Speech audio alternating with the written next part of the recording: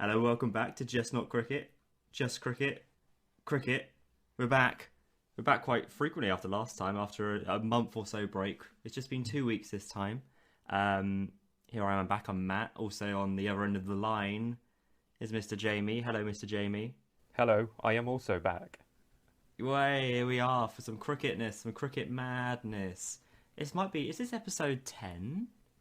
I think I it think. is, yeah, yeah. Oh my god, double digits. Just imagine when we get to our 50 and then to our 100. Well, we're getting billions of listens. But we did pass the big old 150 mark on Twitter yesterday, so we're making small strides, which I think is very, very cute. Um, but yeah, we're here to talk about cricket when there's. I mean, it's weird because I think there's not. It doesn't feel like a lot of cricket's happening, but also loads of cricket is happening. Um, So we've got a bit of news. We've got some fun I say fun. We've got some topics to go over today. Mine's definitely not fun. I think yours will probably be a bit more fun for just not cricket. Um, but yeah, you've said you've kept away from cricket news. So are you ready to hear some cricket news? Sure, I've not, purposefully kept away. I've just not been keeping an eye on it at all. I only know about one game, and that's not even a game that particularly matters. I'm interested though. What was the game? The Lions versus South Africa. That is in my notes. Yeah. Excellent. I think we'll cover that second. So we're just going to quickly jump back to last weekend, which I believe it was last weekend anyway, because time. The end of the Commonwealth Games. I think we've spoken in the podcast previously that England were doing very well. They then went on to lose in the semi-final, or whatever the qualifying final. I don't know how the Commonwealth Games terminology works.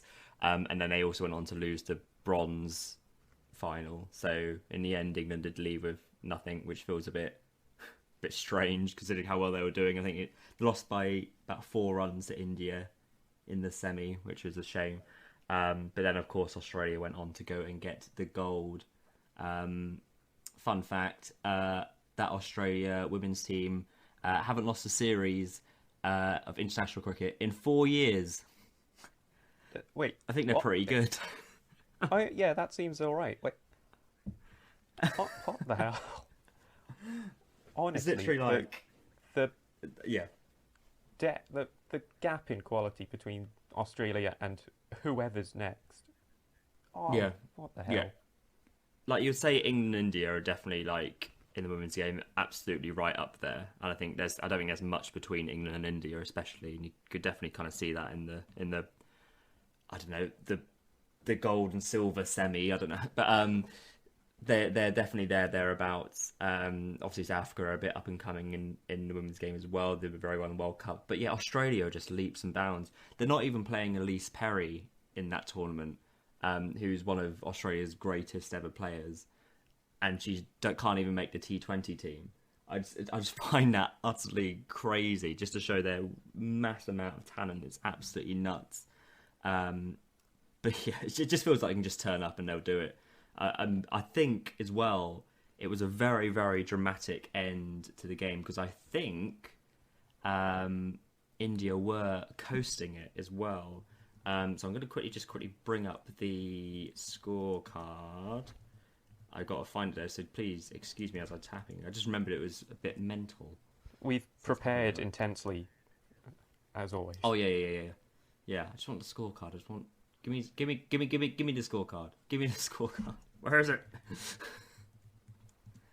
But no, it's gutting for England though because they were just doing so well.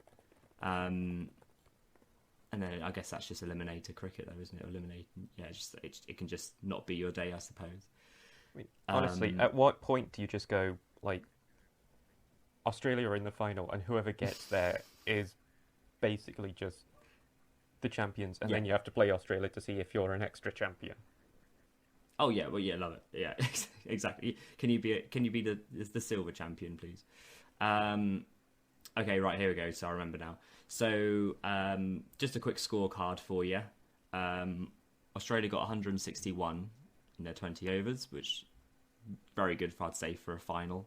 Runs on the board. Beth Mooney 61. But then India were doing very, very well. They were 118 for 3. And I think that was with about 5-6 overs to go. So obviously it would have been 118 for 2 as well. They ended up being 152 all out. That is a proper collapse. And that's a collapse within about 5-6. They've lost 8 wickets in those last 5-6 overs, and then ended up losing by 9 runs. They've with 3 balls to spare. They've not had to be going at a big run rate either. They could have been Nope. going at like 7 or 8 or something like. Yeah, with 8 wickets in hand as well. Tis a capitulation of the highest order. There's a couple of run-outs in there as well. Love to see those. That's when you see a couple of run-outs, you just know that, okay, there's the panic. Like, we should be winning this. Oh, dear. Like, yeah, that's just the sort of thing a couple of wickets would do for you. Like, I don't know when the run-outs came, because I haven't been following anything. There's a run-out in the 17th over. And then there's a run out in the last over as well. Okay, yeah, they seem a bit further down the line. So yeah, they seem desperate. Yeah, they're like, oh, sorry, no. Begging your pardon, sir. There were 3 run outs. 17.3, 18.1, 19.2. Oh. That screams to me like, oh God, we need these runs. Why are we not getting these runs? I was like, oh God, we were coasting this, and now we've had 2 wickets go. We need to get back onto some sort of into some rhythm. It's hilarious. Yeah, it just sums up as well the Australian team as well, to be like, we should, by all intents and purposes, be absolutely losing this game, but now we're gonna bowl you out with 3 balls to spare. Like,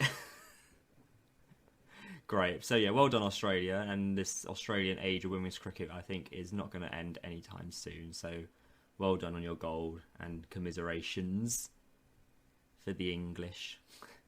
But that's the Commonwealth Games. I don't know whether it's bad or not. I didn't really watch anything else in the Commonwealth Games. It kind of just passed me by. And then that was it, completed. Did you pay any attention to it or pay any heed? I think I had it on like every now and then. Like, I swear I watched some cycling. Well, I say watched, but it was on. They were cycling in front of you, yeah. Yeah, I remember a javelin or a discus, one of those sort of spinny, throwy things. Oh yeah, I love a spinny throw. Yeah. They should introduce that into cricket. A spinny, throwy. Well, as you get up to the crease, you do a 360 and then you bowl it. I think you should. Yeah. I don't see any reason why not. Like, do you remember when Morny Morkel used to get back to his mark and do a little walk around? Oh yeah, that's in a circle. You do that just at the crease. No run up. You're just standing there. You just do a little spin. I love that. But okay, yeah. So well done. I think Australia also won the Commonwealth Games overall. So happy days. On to more cricket news. Cricket news. The England Lions played the only game that you noticed happened, and the England Lions, I'd say comprehensively thrashed South Africa. Scoring. South Africa scored 433, and as is this Bazball England era, England smashed 672 in no time, and then bowled out South Africa for 183. It won't have kind of first class status because South Africa used a lot of kind of substitutes throughout the game. But yeah, that was quite something. Hundreds for Harry Brook, Ben Duckett. Billings got a quickfire 92 as well as captain. And Robinson and your mate Craig were in the wickets. So what was your assessment of this, Mr. Jamie? I mean, I think the Lions should be playing more games in general. Anyway, like we've spoken before about the step up from county to tests. Like, this is the best sort of way that's currently in place for a county player to have some sort of test experience while not actually playing a test match. And like, they were actually playing some decent players like Markram and Van der Dussen, Maharaj. So like, this is a decent test for some of the Lions players, really. Yeah, definitely. I mean, pretty much a lot of that batting lineup is what's going to be the batting lineup in the series as well. You know, like Elgar, obviously captain, Keegan Peterson, who had a great series against India. Markram, like you say, Rassi van Dussen. You know, all of these are going to be within their top tier, you know, batting lineup. So it's.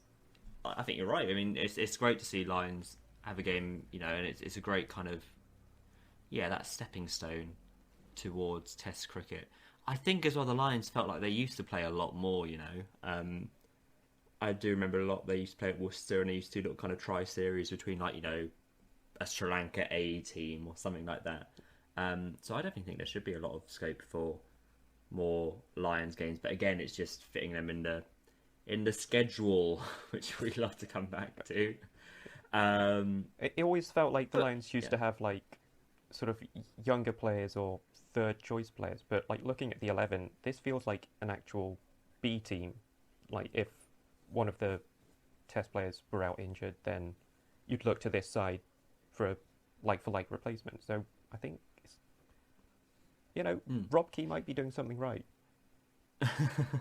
Potentially, it looks like he is so far. It's what I think. This is quite the. It's, you know, I think you're right. If someone does get injured, you would look to this as your next cabs off the rank, and it kind of gives us a good insight as well to be like, oh, who's in the pecking order, and you know who's maybe out of the pecking order.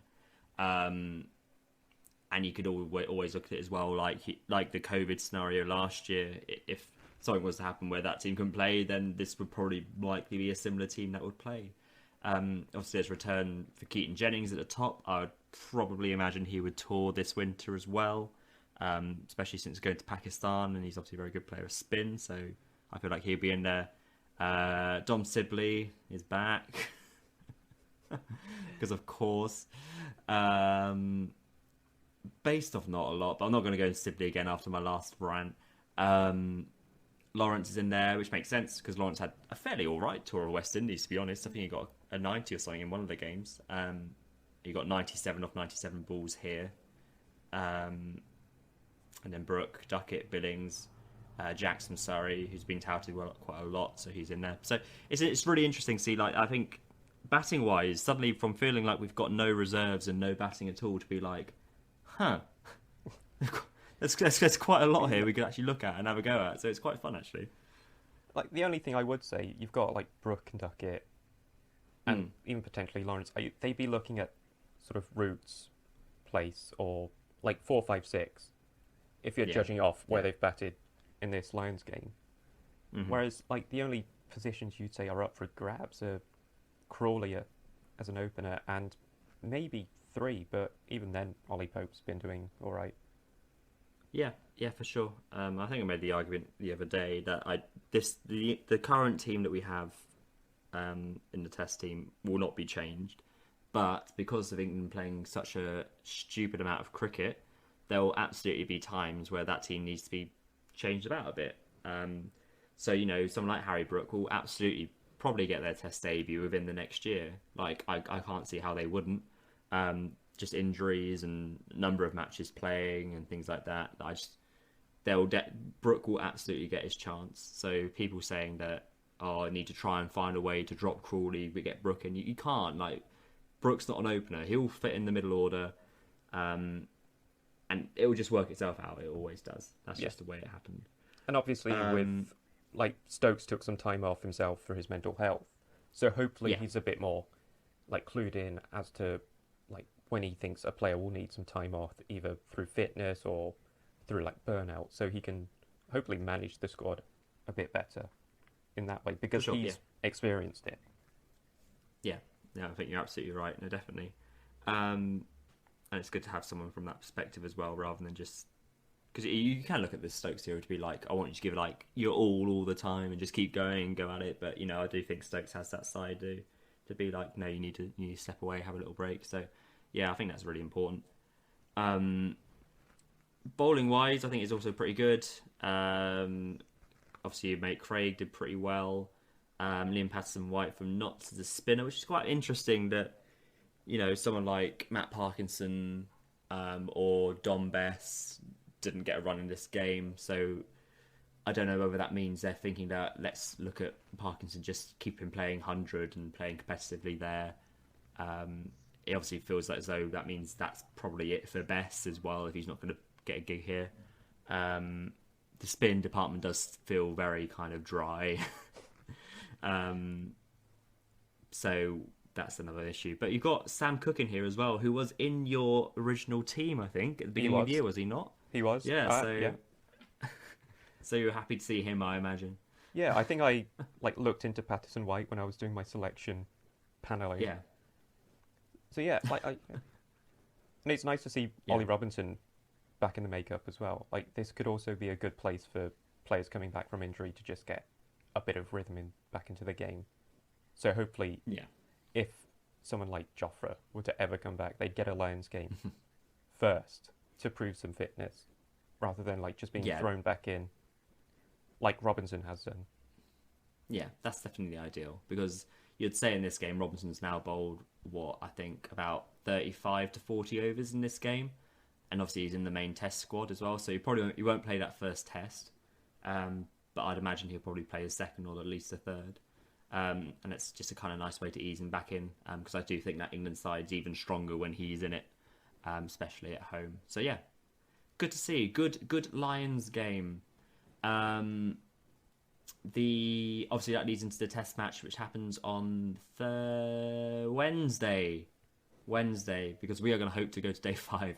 So Wednesday, again, not much more we can say, which we kind of covered it a little bit on here, but South Africa are not going to be with Olivia, and Rabada is a doubt as well with injury. Bavuma's obviously been ruled out before the tour, so they're not at kind of full strength, South Africa, but I think they are definitely up and coming as a side. Do you have any kind of pearls of wisdom for the future? See how this series is going to go? Any predictions? Anything you're looking forward to seeing? Any vibes? I mean, I'm fully bought into the Bazball hype. It was funny, you sent me a screenshot of a Anrek Nortje interview. I think it was yesterday. He was already very salty about the way England play Test cricket now. It's just like, we play Test cricket. I don't know what Bazball is. It's like, you say something like, "Oh, I don't know what that word is, so I can't respond to it." I'm really excited to see how Nortje plays now. But yeah, South Africa just feel like one of those teams that you always have to respect, regardless of if they've got players out, if they're rebuilding, if they're just sort of on the way up or down. You've got to take them seriously. They're one of the heavyweights of Test cricket. Yeah, definitely. They're always going to have at least one or two good bowlers. They're always going to have a decent bat, who's always going to grind it out and fight well. So I think it'll be a good series. I think I said back in our West Indies tour that there was no way we'd beat South Africa. I don't know if that changes now with Bazball, and saying Bazball like it's in a dictionary. I don't know. It's going to be interesting to see how if they keep up that kind of momentum, and if they at least can replicate it against another side as well. But I mean, they already did against India, but they obviously came straight out of that New Zealand series into India. They've had a bit of break now, and can they just pick it up where they left off? That'll be interesting. I'm just very happy to see Test cricket back. It's felt like a bit of a weird void of, I don't know, dare I say, proper cricket for a little while. So I'm just excited to kind of, watch it, because we had so much white ball stuff. I'm just looking forward to some competitive red ball. I think it'd be great. I think looking forward to most is probably see how Potts goes again in his next series. But I think Pope is probably one to look out for. See how Pope goes at 3, and if he can really cement that position and make it his own, especially when you've got the likes of Duckett and Brooke really thundering down the door. So I think it'll be interesting. Looking forward to it. Yeah, I think this is the series Crawley needs to step up. If he has another iffy, inconsistent couple of games, then I don't think he's going to get dropped, but I think the calls for him to get dropped are going to be a lot louder. So, no, hopefully. Yeah, I agree. Yeah, massive series. I'm score predictions. I'm gonna go 2-1 just because I feel like there will be a game over the Stokes tenure that we will skittle out for like 70 or 80. It will just happen. So I'm going to say 2-1 just because I want it to be dramatic and exciting. Go 1-1 to the Oval. Got a score prediction? It's going to be something nil to England. Oh, I've got a feeling one game's going to end in a draw because there will be some rain, which sounds weird considering it's about 35 degrees at the moment.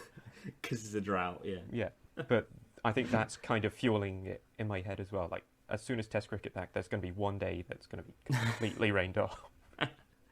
Yeah, that's fair. So, So 3 or 2-0, do you reckon? Yeah, Or 1-0? 2-0 to 3-0. 2-0 to 3-0. I think there's a good chance. So yeah, I'm excited. Good to see how it goes. But then my final bit of crick news really is about cricketers retiring / leaving. So this week we had an announcement that James Hildreth is going to retire at the end of the year from Somerset. And we've also got Darren Stevens is leaving Kent at the end of this year. So they're kind of two kind of custodians of the game, shall we say. Like, I mean, it's two players as well that probably should have played for England at some point. Hildreth, for example, has played 286 games for Somerset and still averages over 40. Darren Stevens, 326 games, some for Leicestershire as well, but it's averaging 35 over that time and also getting 591 wickets. Just, real kind of pioneers for the county game. So I think it'll be a shame to see Hildreth go. I mean, Darren Stevens has said he still wants to carry on playing. He is 46. But it'll be interesting to see if anyone picks him up. But yeah, it's a bit of an end of an era, I feel, county cricket there. So it's going to be a bit of a shame to see them go. Do you have any kind of memories of the two players, or just like their names bobbing about a bit?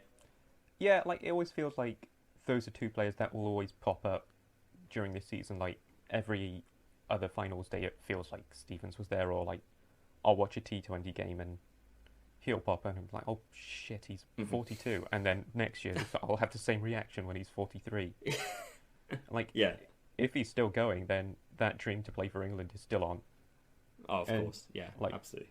If we're 2-0 up against South Africa, we might just go and give Hildreth a nice going away present. And that would be nice, definitely. I feel like Hildreth has always felt like the kind of player to be like, this guy should have played for England. I remember he got like a triple 100 once. I think Keysvetter also got 150 in that game. Good old Keysy. But like, that was back in 2009, and he had like a few kind of golden years. But that was the same kind of time when you had a top order of England of Strauss, Cook, Trott, Peterson, Bell. So it's like, how do you break in? But I still think he could have done a job in like kind of 2014 onwards. So I think it's a shame he did miss out. And Stevens is just a kind of freak of nature, to be honest. Like, even this, like last year, I think he smashed like 150 off of like not many balls against Glamorgan, an attacker featuring like Labuschagne. Seeing him deposit Labuschagne into the stands was something that was absolutely fantastic to watch. He still got 100 earlier this year as well, but I think with the flatter pitches and the way the weather is, his little kind of dibbly-dobber swing-aways aren't quite as effective, and he has also just got an injury. So hopefully he doesn't go out with not playing another game for Kent, but it is looking that way. But yeah, sad end of era, sad. I mean, Stevens might be going for the oldest ever currently playing cricketer title, whatever that is. But I have no idea. I feel like back in the day they probably played just for years and years and years. I don't know. If you're listening, if you want to find out who the oldest playing cricketer was, do let us know. I've got some stats, whether they're true. They're from Cricinfo. Oh, okay. Yeah. So I think third oldest is W.G. Grace for England. Okay, yeah. He was 50 years old, 320 days. Ian Munger at 50 years, 327 days, Australian. And Rhodes, 52 years old, 165 days. They are all from 1933 or older. Grace is Yeah. from 1899. Yeah, yeah. Grace is just that kind of like figure of English cricket. But yeah, Stevens will need to play for at least another 6 years if he Yeah. wants to get on there. So I feel like maybe not, but he's done well. I mean, obviously Anderson will play till he's about 65, so I think Jimmy will get it in the end. Um, but yeah, nice. It's almost like a silly point that. Not even planned or anything. Yeah. Oh, lovely. Okay, that is all my cricket news, actually. Apologies if I didn't cover your favourite games. I know there's West Indies, New Zealand going on at the moment, and a lot of obviously 100 games. But you've obviously not got any either, have you? It was just a Lions game. Yeah. Yep. But we'll do a 100 Okay. special, like our IPL special. Or are we doing that right now in my feature? I haven't got a name for it. Franchises, more like wine chises, because I'm gonna whine about it. Um, so I just wanted to bring this up because it's getting a bit ridiculous. Because I kind of wanted to have kind of a discussion and a view as what is cricket and what is cricket going to be in like 20 years. So obviously everyone wants a franchise at the moment, and I think there will definitely be more that comes along. But I want to just give you kind of a overview of all the franchise competitions between now and the start of next season. So are you ready for the Yeah, hype? I, Yeah. yeah. It sounds like fun. I'm ready. Okay, cool. Do you want to actually have? I may have missed some, but do you want to guess how many there are, or at least how many are on my list? I think I've got them all, but do you want to have a little guess? Okay, so well, there's two from England. I'm gonna assume with T20s and the So 100. I'm not including the blast. Okay, so Just just yeah. 100 then. Uh, just go through the test sides. So England, Windies, Australia, New Zealand, India, Sri Lanka, Bangladesh, Pakistan, Sri Lanka. So that's 9. Okay. Then you're going to Um, have like Afghanistan. I bet Papua New Guinea have some. I bet the USA they've got a mass. They've probably, got a huge one. yeah. I bet the USA and Canada have got some going on. So I think I'm up to 15. I'm just going to Fair. double that for the sake of time and add on another Wow. 10. So, and then just another random 46. Okay. So I've got 9 on my list. All So right. you've made it very. So that probably be cricket in a few years. So I don't know what I guess there's a slight difference between like franchise and just domestic competitions, and that's kind of I guess what I'm gonna get into a little bit. Because obviously all the domestic competitions all feel like competitions that would be connected to a team. So like a Kent team playing T20 cricket, or like I don't know, a Western Australia team, or a Chennai team, something like that. So a team that's played for hundreds of odd years, as opposed to a new globalized franchise team made in the last say 5 years. Like the Oval Invincibles or a IPL team. I don't know, Chennai Super Kings again. So a team that's been made just for the franchise, just for the profit, just for the money. So that's kind of the vibe of the franchise team. So I've got on here. So what I've got, fun old times. We've got the 100, obviously ongoing at the moment, a new competition ish. We've got the 60 happening soon. Christ. Fucking hell. Yeah. Yeah. But then just after the 60, we've then got the CPL, which is the Caribbean Premier League. So that's 2 there. Again, 2 different franchise competitions. There's also then the BPL, the Bangladesh Premier League. We've then got the BBL, which is the Big Bash League, which used to be kind of the big pinnacle of T20 cricket, but now it's kind of really fallen away because there's so much else. Starting next year is the SAPL, which will be the South Africa Premier League, which is famously what I mentioned last week, why South Africa have cancelled their, they've completely like written off their one-day series in Australia, so their players are available for that franchise competition in South Africa. So they forfeited that international series for the sake of this franchise.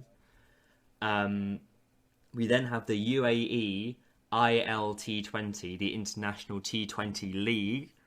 Then have the PSL, the Pakistan Super League, and then of course the IPL.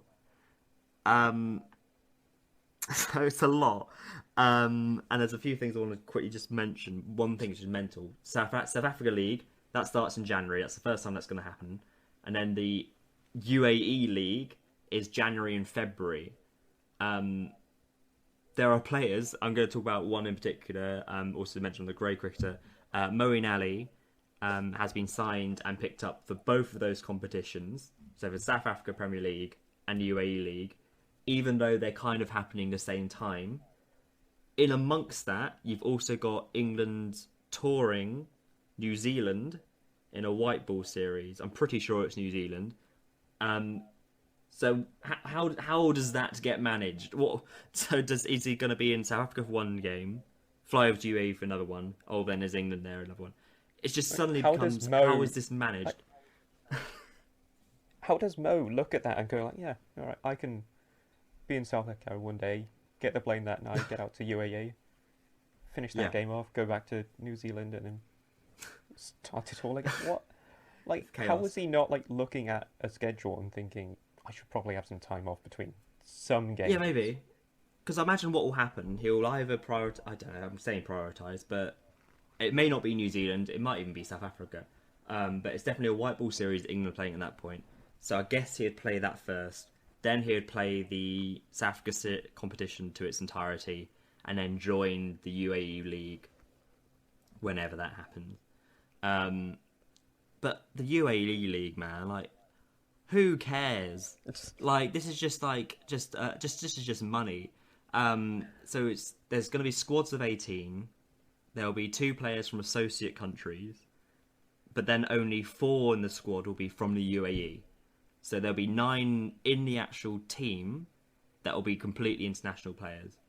So hardly any UAE players actually going to get a go in this. It's just literally like, here's all these globe-trotting international players to come and play in this league. It's just a big old money thing. And I'm going to say something that's going to probably make your blood boil. One of these teams is going to be owned by the Glazers of the so so it's just who is this for? That's probably my main point of the questions in coming to this. What is the point of this? In like 20 years, what are we going to look at cricket and be like, oh, I really love watching this UAE team? Because it's going to come to a stage where it's going to be international cricket is going to have a window for the expense of franchise cricket, because it's all year. Here's another T20 league or a 100 league or a 60 league or something like that, where you've then got to try and squeeze in some little international cricket, because a lot of nations are going to be like, nah, we don't want test cricket because we've now got this new franchise league instead. But what does that mean to anyone? I guess that's my overall question, because not one person's going to be like, you're going to tune in and say, look on Twitter or whatever, or Instagram, and be like, oh, look, Liam Livingston just hit a massive 6 for the Mumbai Indians or Rajasthan Royals, whoever he plays for, and you're going to see that and be like, oh, that's a big 6, and then never think about it again. Like, who's it for, really? I guess, and that's your job, Jamie, to answer this. Like, who's cricket going to be for, and what's the point of any of this? Yeah, and having not looked up any of it and come into this episode having not seen any news at all, I feel perfectly prepared to answer that question. It's like anything. Like, if you have so much of one thing and you dilute the product, which it is a product, like, people just end up being desensitized to it and not caring about it as much anymore. And I think it's fair to say we don't like franchise cricket. But the one thing about, say, like the IPL or whatever is like they still have a majority of their teams with Indian-based players. I think they only have two, maybe three overseas players in their teams. So it I is think still. it's 4. Yeah, yeah. I mean, that's okay. So that's getting worse. So that might worsen my point. It might be 3 or 4. I may have got that wrong. I think it is 4, but it could be 3, 3 or 4. Well, like, okay, so that's slightly hampered the point I was making. Like, But it's better than 9. Yeah, exactly. Like, that's not helping the development of UAE cricketers. It's not helping the UAE develop into a better side that can potentially, apply for test status or whatever in the same way that, like, Ireland or Afghanistan could do now or have done. Like, yeah, look, honestly, you ask who is it for, and it's for those creating the league to siphon money out of the games being played for themselves. It's not for any fans. If you're going to try and garner a new interest in the sport, then like try and get recognisable teams playing in the UAE with players that actually play for the teams. Like try and get a proper. I think we've just had a World Cup there. Like try and sell yourselves a bit more. If there's been talk of the IPL moving abroad, isn't there? Or have I? There used to be, yeah, but now I just feel the IPL probably going to expand even more. I just feel like it will just stay in India forever and then last 10 months. Yeah, honestly. Sorry. No, I was just babbling. But no, in amongst the babbling though, I do think you've hit the nail on the head. I just feel like with any of these franchise teams, again, like I said, who's it for? I just don't understand how you can be a supporter of these teams.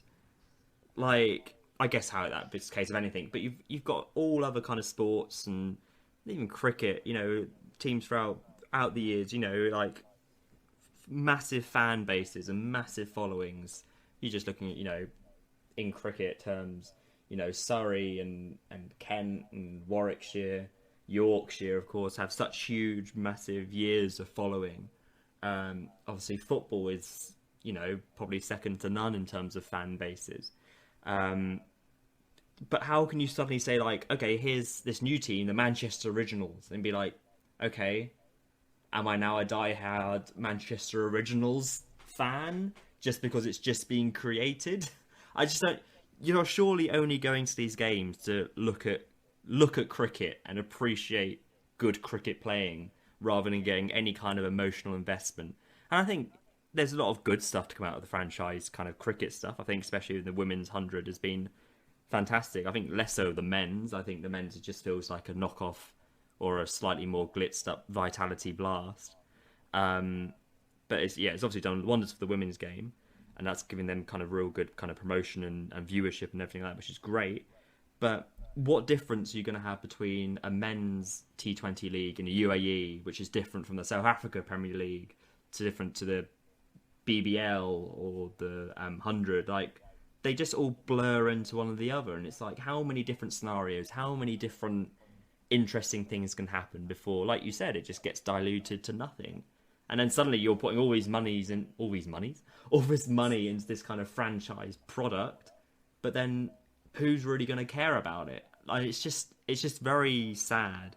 And I think you just, in the end, you just lose that interest, you lose that audience if you're just going to go down this route of just white ball after white ball after white ball. Like, honestly, T20 used to be that sort of format where, like, you come off of a test series and be like, right, this is going to be dope because they're not going to wait around. They're going to smash it to fuck. But now we've got that, like, basically every other day. Yeah. And, like, as someone that enjoyed T20s a lot, like, I've swung way over to test match as my favourite format because that feels like it's not on as much. No. Anymore. And that makes test matches feel more special. So when they happen, you pay more attention to them, you watch them more often. But like, I'm finding myself just not even tuning into some T20 matches now Yeah, because no same. like Yeah, if I miss one, I can watch one another day, or like literally I can, probably in the next half hour. yeah, pretty much. Or like if I'm missing one match, like it'll basically repeat itself in the next T20 match, Yeah, even if the results a bit different, but it's not the same anymore, man. no. I think it's also just that kind of fundamental thing that I think we could probably recount a lot of the results of test matches over the last year, but I would struggle to remember one similar score or the score line for any white ball game. They all blend so much into one another, and like you said, it just becomes all the time. And you've got the 50 over cup happening in county cricket at the moment, which obviously runs alongside the 100, which means they have to run these very skeleton-esque sides of players and and minor county teams. They have to get rope those in. And there's been some real fantastic performances. I think Ollie Robinson from Kent got 200 in one of the games. And Eskenazi from Middlesex has got 300s in a row. And these are really... any other time, and I would be like, this is really interesting, I really want to watch more of this. But I just sort of see the streams, I'm like, I'm so desensitized to so much white ball cricket. I just cannot sit down and enjoy it. It's just so much, and I don't even watch like the IPL, or the 100 or any of these. I just think it's just the baggage of it all that knowing, be like, oh, just boring. I'm just sick of it. But hey, Liam Livingston hits a long ball. I mean, if he was in a test match, then I'm pretty sure he'd do the same. I mean, Yeah. if you want to watch proper smashing to fuck, then just watch Bazball. They're doing that now. So, Yeah, exactly. and they're So, not yeah, just doing it for yeah. 20 overs. They're doing it for a whole fucking day. Yeah. 5 of them if you want it. Yeah. Yeah, so I think that's what I think is what I said earlier. I'm just very excited to see Test cricket again and red ball cricket. And I do worry where this all leads to. I do think that it will end up being we need to have a break for international cricket rather than international cricket need to finally have a break for the IPL. There's no IPL window anymore. It's just like franchise window. I think you're going to see a lot more players like do what Ben Stokes has done and just absolutely look at one format and say, I'm not involved in that. Yeah. I'm going to just lay it aside. Like, yeah, I don't. Yeah, yeah. I can't really blame the players either, because if these franchises are like offering you all this money to play in these competitions, then you fundamentally just got to think about it. Like, would I prefer to play, I don't know, for Leicestershire, for like on a 4-day game, or could I go to the Caribbean and play in a T20 league? It's not too much. I feel like it's not a hard decision, and it's just that's just the crux of the difficulties of the game and so much going on, all that stuff. It's just, yeah, I can't blame the players, and I think you're right, and I think a lot of them are going to suddenly come in and be like, what am I going to have to sacrifice? And at the end of the day, it's going to be a format in international cricket that they're going to sacrifice rather than sacrificing a tournament of franchise cricket. I think there are exemptions, so Stokes and Bairstow obviously pulled out of the 100 this year to focus on Test cricket and their workload. But there is the final thing I just want to point on this before we go on, just to put more misery in. Next year, the Ashes, the reports are that the Ashes is being moved to accommodate the 100 to allow for more English players to be more available for the 100. get fucked. So the Ashes normally takes place in August. From the sounds of the reports, it sounds like it's being moved forward. So the Ashes will be done. So then the England players can then go and play in the 100 in August.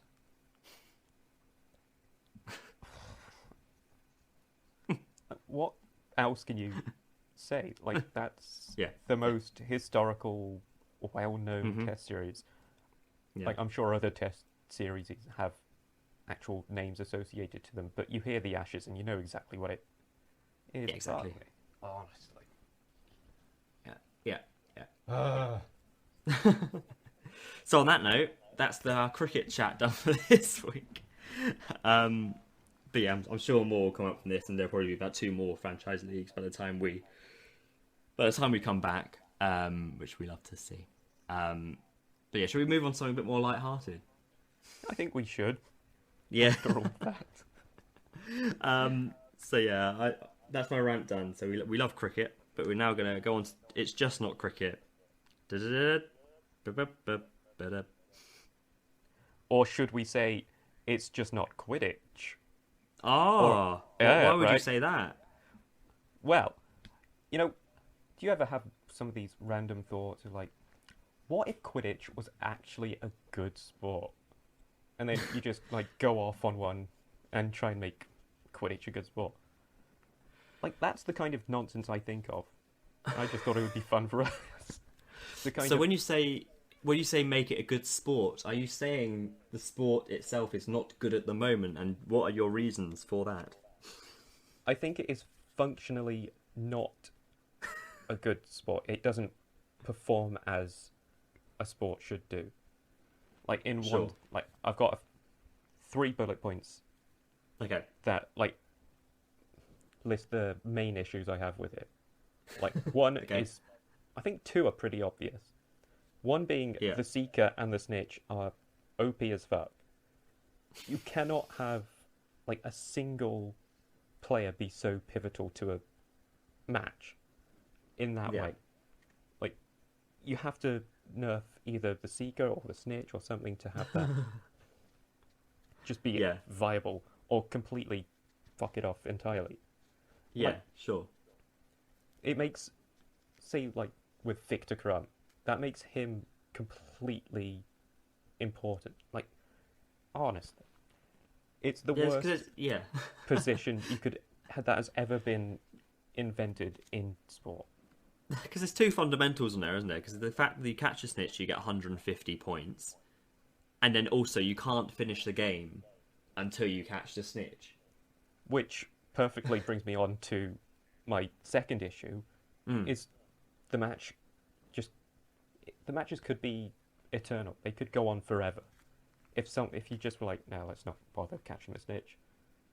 Like I looked up the rules and captains can like shake hands and end the match early. Yeah. But like I've also read that after 12 hours of continued playing, they can have a break of up to 2 hours. But they Yeah. have to be playing for 12 fucking hours. Like Yeah. any reasonable sport has like a duration. Even Yeah. like basic team games like football, basketball, hockey, whatever, even cricket has like a less defined sort of end point with overs or days and whatever. And then you have like games like darts are a bit more like Quidditch, in which you have to end on a double or a bullseye. But you can, like, darts players are good enough to completely do that within their first throw, so that's a moot point.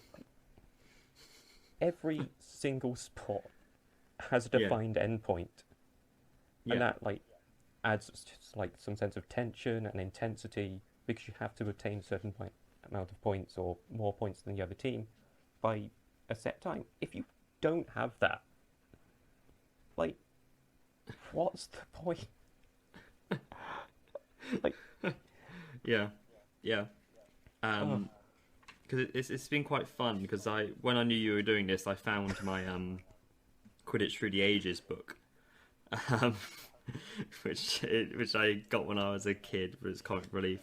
And I was just trying to flick through and just try and find if there was any kind of, I saw fiction, but like what's the longest game of cricket? I haven't been able to find it, but I've come across all the rules section. So the captain of the team can call for a timeout if they need to. But this is the only time where players' feet are allowed to touch the ground during the match. And like you said, timeout can be extended for a 2-hour period if the game has lasted more than 12 hours, which is just nuts, isn't it? And then failure to return to the pitch after 2 hours leads to disqualification. and like I think I've read somewhere that they don't have substitutes either. So Yeah. Like, can you imagine that at Hogwarts? You're like keeping children out on a Yeah. broomstick for 12 hours. Uh, what? Why God. have you missed class, Yeah. Mr. Potter? They won't let me stop playing Quidditch. I found some fouls as well. Do you want to know some fouls in cricket? Not cricket. Oh, Quidditch. please. Cricket. So there's also a correct Quidditch term as well for these fouls. Right. There is blagging, which is seizing the opponent's broom tail to slow or hinder. Um, I imagine you just get a penalty for these. Blatching, flying with an intent to collide. They all begin with B. Blurting, locking broom handles with a view to steering opponent off course. But surely you just do that by mistake, you know? Like if you're both going for the same quaffle, then surely you're gonna bump into each other, aren't you? I mean, I'm sure there's another rule that says like only the keeper can block the quaffle from going in the hoops. And like, what's to say a chaser isn't just intercepting a quaffle that's going towards a hoop, or is just I'm pretty sure that in one of the books, Harry goes to the keeper's hoops and stops the quaffle from going in on one I mean, occasion. I'm pretty sure it happens. I may be completely making it up. and like talk about crux of the issue. Like the only reason this sport exists is to give Harry Potter another fucking special attribute. Wouldn't it be more interesting if Harry had really learned his way up to be a good player over the course of the books, rather than be like, oh, he's already the greatest player in the world? Or like even up until the Triwizard Tournament, like he's done all right first 2 years. Third year Yeah. he's getting pretty good, and then Sirius helps him with a new Yeah. broomstick, and that sort of sets him over the edge, and that allows him to like take on a dragon. Yeah. I just found this other foul, which is Nice. called bump thing, hitting bludger towards crowd, necessitating a halt in the game as officials rush to protect bystanders. Sometimes used by unscrupulous players to prevent an opposing chaser scoring. I love that. Can you imagine that in like football or like something or cricket? Like, oh, I'm gonna kick the ball at the spectators to try and like just really trying to hit them. these I mean, these damn tech- crowd. Technically, that is what they do in cricket. In cricket, sure, or yeah, but I suppose more in football if you're trying to like time waste, and you just like kick the ball as hard as you can in the crowd.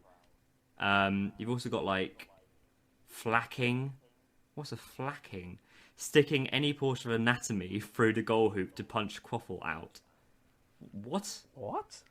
The keeper is supposed to block the goal hoop from the front rather than the rear. Okay, so you can't stand behind or float, sorry, behind the hoops to punch out the thing. Okay. You can only throw the quaffle through the hoop. You can't put your hand through the hoop as a chaser.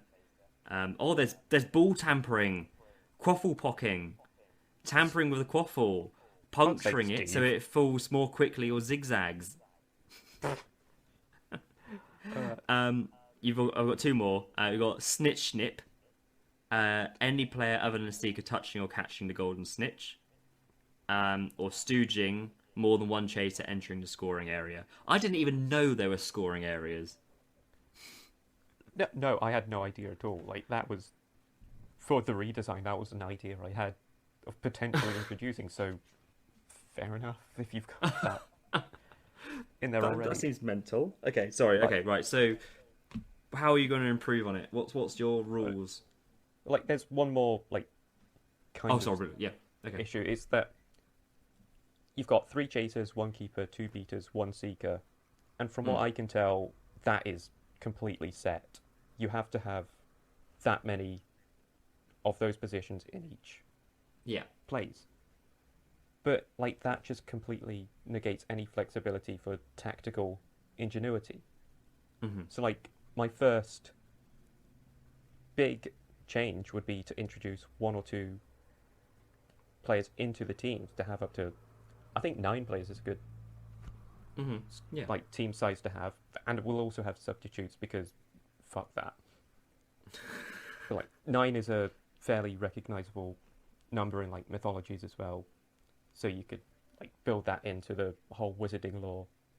But then like you could build up and have an extra beater to be a more aggressive team. You could have more chasers to have, like, to go like hyper offensive and score as many goals as you can before the snitch is found.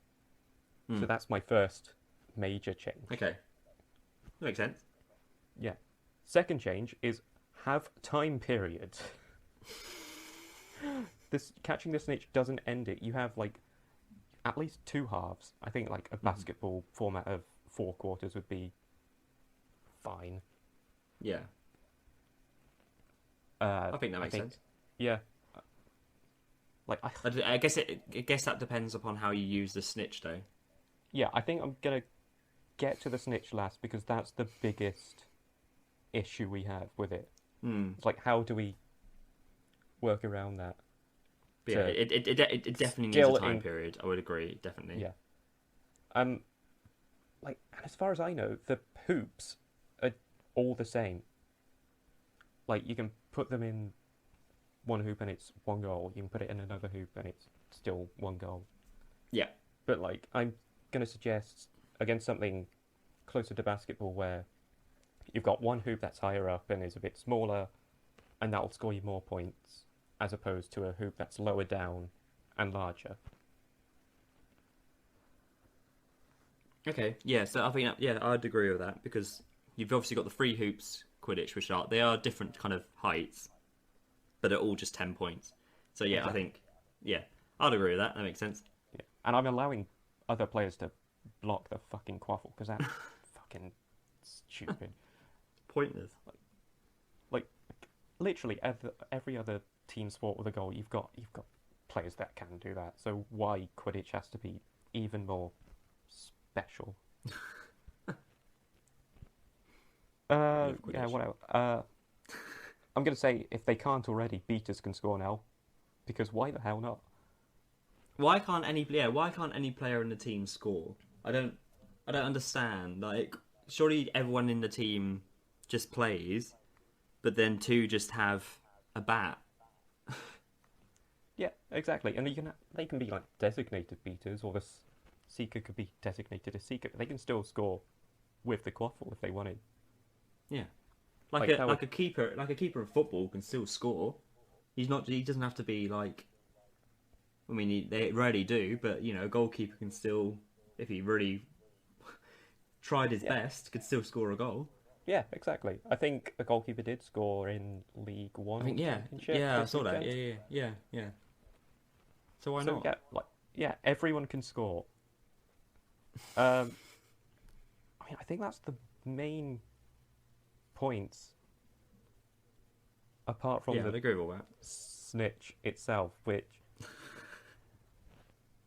I really want to just completely eradicate it and not deal with it at all, because it's an additional sort of thing that just you can't really account for within the game itself. It doesn't fit in with the traditional goal scoring sport. Like, imagine basketball, but there's a smaller basketball, like that the point guard, if he catches it, then he gets an extra 150 fucking points.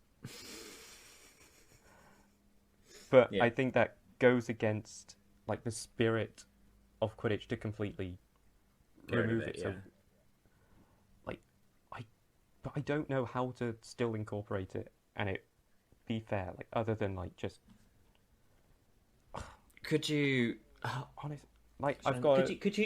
Could you have like multiple snitches? Yeah, that's what I was thinking.